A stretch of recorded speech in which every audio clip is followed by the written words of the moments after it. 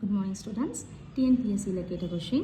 How many great circles can a hemisphere have?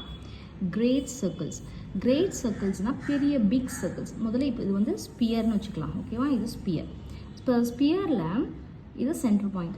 இப்போ இதுல இருந்து நம்ம ஒரு circle போடுறோம். இப்போ இதுல எவ்வளவு highest circle நீங்க எப்படி போடுவீங்க?